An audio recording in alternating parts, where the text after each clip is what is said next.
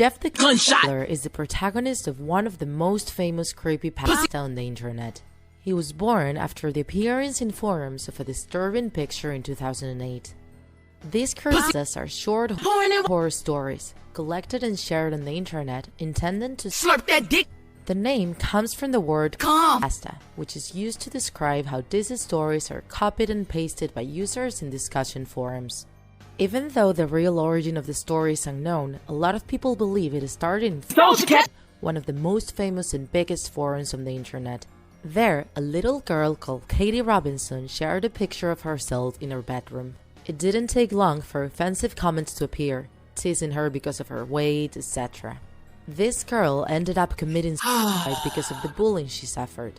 It is said that this picture was the one used to inspire the terrifying image of Jeff, turned into a meme right away. After all of this, the snowball effect did its work. The story started growing because of forum users. They started like vanilla pudding. By chance, the story starts just like Katie's, an innocent child named Jeff who suffered bullying at school. Smack my As he moved to a different village with his family, trying to escape from the abuse. There, he's attacked by 3 boys he didn't know who try to rob him. But Jeff, under an uncontrollable rage, brutally beats them up. Brother Lee, Spider-Man, with him, was indicted and jailed. Sometime after this, when things were starting to go back to normal, Jeff was invited to a sex occasion. Surprisingly, the boys who tried to rob him showed up looking for revenge. Jeff kills 2 of them, but the 3rd one covers him up with bleach and alcohol and sets him up on fire. After the attack, he starts losing his mind.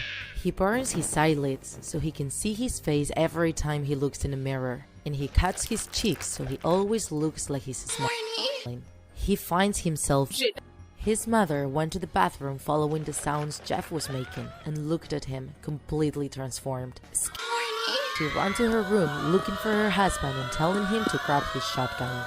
Jeff, before they could do anything, stabs them to death.